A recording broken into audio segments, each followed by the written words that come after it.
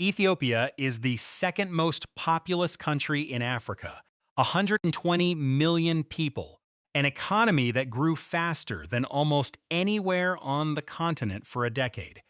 An ancient civilization, one of the only African nations never formally colonized by a European power. And it doesn't have a single meter of coastline. For a country this large and this economically ambitious, that should feel impossible. Every container of coffee shipped abroad, every barrel of oil imported, every piece of machinery, every grain of wheat, all of it must pass through a foreign country's port before it reaches Ethiopian soil. The country is essentially a factory floor with no delivery entrance. That's the problem on the surface. Here's what makes it stranger. Ethiopia didn't always lack a coastline. For centuries, it held territory along the Red Sea. The port city of Assab was Ethiopian. Access to the ocean was real. Then, in 1993, after a 30-year independence struggle, Eritrea held a referendum. Voters chose independence by over 99%. The Ethiopian government agreed to recognize the result rather than resist it. It was widely praised as a model for peaceful secession on a continent that doesn't have many of those. Overnight, one of Africa's most significant regional powers became entirely landlocked. Nobody fully calculated the price. The referendum was politically the right call. The costs would take 3 decades to become impossible to ignore. Economics of being landlocked are brutal in ways that rarely make headlines. Research on landlocked developing countries consistently shows they pay significantly more for the same imported goods as coastal neighbors.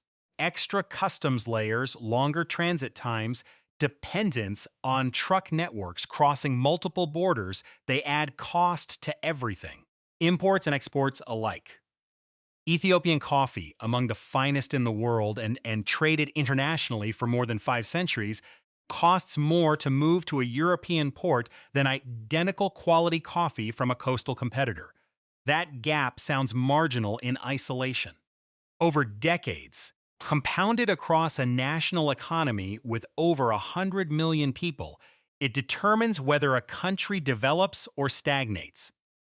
Look at Bolivia, a landlocked nation that has spent decades fighting legal battles at the International Court of Justice, simply for access to the Pacific Ocean.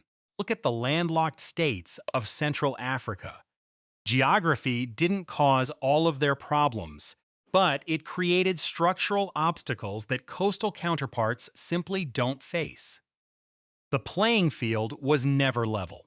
The most underrated form of national wealth isn't oil or agricultural land or even an educated workforce. It's a coastline. A port gives frictionless access to global trade. Ships move roughly 80% of the world's traded goods by volume. Every major economic transformation of the last century, South Korea, Singapore, Taiwan, Japan, happened on the coast, not because coastal people work harder, because geography lowered the entry cost for participating in the global economy. Every landlocked country pays a tax that coastal countries don't even know exists. Ethiopia pays it on everything. And right now, nearly all of that cost runs through a single bottleneck. Djibouti is a country roughly the size of New Hampshire. Its population is under 1 million people. It sits at the entrance to the Red Sea, where the Gulf of Aden narrows to the Bab el-Mandeb Strait, one of the most strategically important maritime choke points on Earth. Roughly 12% of global trade passes through this strait annually. 95% of Ethiopia's external trade passes through Djibouti's ports. Put yourself in Ethiopia's position. You are the second largest country in Africa by population. Your economy has been one of the continent's fastest growing for a decade. And the entire material foundation of that growth, every imported input, every exported good, depends on the continued goodwill, political stability, and pricing decisions of a neighboring state with less than 1% of your population. That's a structural vulnerability, not a trade relationship. Djibouti knows exactly what it has. Port fees are significant. Ethiopia pays billions annually to move goods through infrastructure it doesn't own or control. Addis Ababa has tried to diversify agreements with ports in Kenya, Sudan, and Somali regional territories. None approach Djibouti's combination of capacity, location, and the existing rail corridor that runs directly to the Ethiopian capital. For 30 years after Eritrean independence, Ethiopian governments managed this dependency rather than resolved it. Expand the rail line, negotiate better fees, maintain the relationship. The logic was sound. Djibouti needed Ethiopia's trade volumes to justify its economy. Ethiopia needed Djibouti's geography to function. Uneasy, but stable. That calculus started shifting around 2023. Followed wasn't surprising because of the grievance. It was surprising because of how fast and how far things escalated. Ethiopia's Prime Minister Abiy Ahmed announced that Ethiopia needed direct sea access, not improved port arrangements, not infrastructure sharing agreements, actual sovereign access to a coastline. He called Ethiopia's landlocked status a historical injustice and said the country has been strangled by its geography for 30 years. Then he said something more specific. Ethiopia was looking at Eritrea's coast, at Somaliland's coastline, at any available option. And if diplomacy didn't deliver access, Ethiopia was prepared to back that demand with military force. The regional reaction was immediate.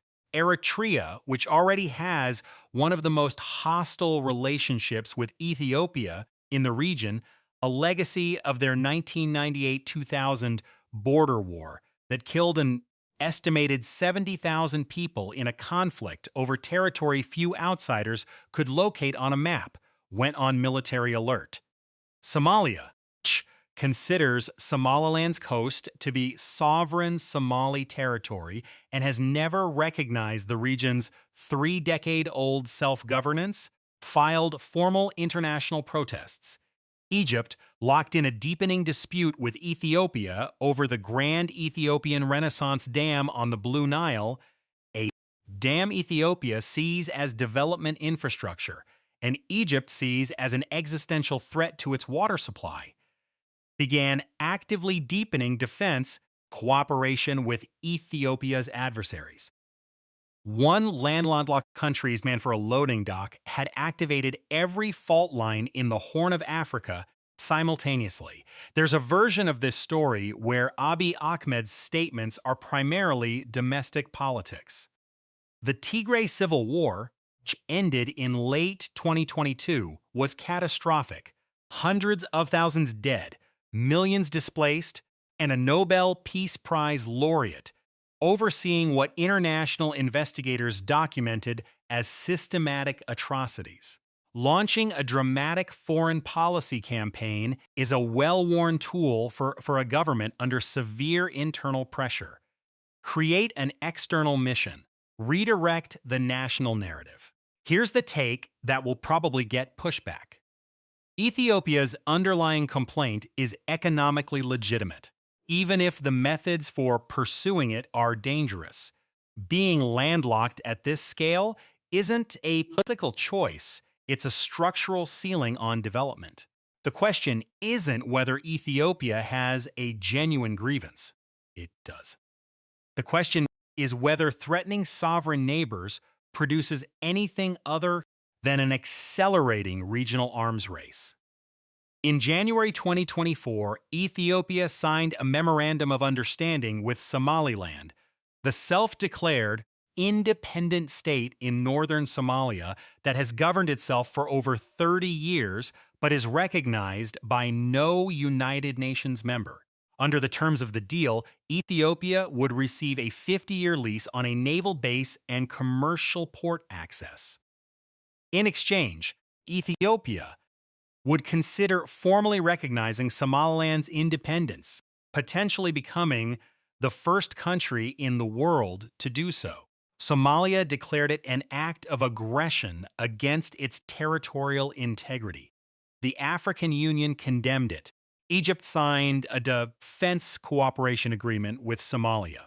The Somali government and Cairo formalized a security pact that sent an unmistakable message to Addis Ababa. By mid-2025, the Somaliland Agreement had effectively stalled. Somaliland's own political leadership faced internal divisions over whether formal Ethiopian recognition would actually materialize. Ethiopia had not moved on formal recognition. The naval base remained a written promise. But the damage to regional relationships was already done, and Ethiopia's neighbors had stopped treating Addis Ababa's sea access ambitions as a negotiating position and started treating them as a live security threat. One detail that stayed with me reviewing the diplomatic record of this period. The Somaliland deal was not primarily framed in commercial terms. It was about the Navy. Ethiopia had a small naval force before 1993. It was disbanded after Eritrea took the coast. But Abiy Ahmed has repeatedly discussed Ethiopia needing a naval presence in the Red Sea. Not just commercial port access, but actual military force projection capability. That's a different kind of ambition entirely from solving a logistics problem. The Red Sea isn't simply a shipping route. Since late 2023, it has become one of the most contested bodies of water on Earth. Houthi interdiction campaigns in 2024 and 2025 pushed dozens of major shipping companies to reroute vessels around the Cape of Good Hope, adding weeks and significant cost to each voyage. The United States, the United Kingdom, France, China, India, and Japan all maintain active naval presences in the region. An Ethiopian naval base on the Red Sea would mean a new armed actor entering the most militarized waterway on the planet.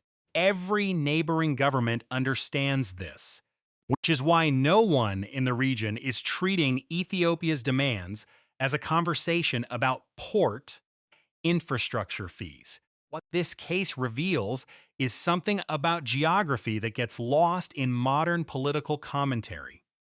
Coastlines were never just scenery. They were the mechanism by which nations connected to global commerce, built institutional wealth, and projected power across centuries. The colonial powers understood this precisely, which is why nearly every border drawn in Africa was designed to serve European port access and trade control, not the interests of the populations being divided. Ethiopia escaped formal colonization. It didn't escape the map. 30 years after losing its coastline in a referendum that seemed, at the time, like the right and peaceful thing to do, Ethiopia is finding out that geography doesn't offer second chances. The sea isn't waiting. The trade costs keep compounding. The neighbors aren't moving. Will this end in a negotiated arrangement or in armed conflict? Comment yes or no, because the analysts who have spent careers studying the Horn of Africa are genuinely divided on where this pressure leads. Tension this story leaves unresolved isn't really about Ethiopia and Eritrea, or Ethiopia and Somalia, or even Ethiopia and Egypt.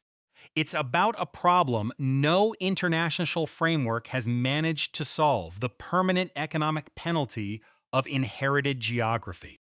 44 countries in the world are landlocked. Most are among the poorest on Earth. That's neither coincidence nor incompetence. It's geography, distributed unequally at the moment borders were drawn, mostly by people who weren't thinking about the countries they were creating. Ethiopia is the most dramatic current example of a nation running out of patience with that inheritance.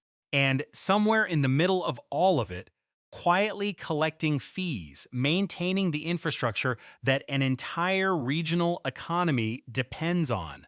Djibouti continues doing exactly what it has always done. The door is narrow.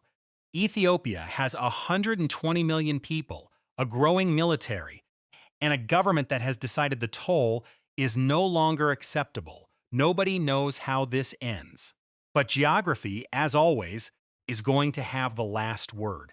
If you want to understand how geography shapes power and why the borders drawn a century ago still determine what's possible for nations today, subscribe. This channel covers exactly that.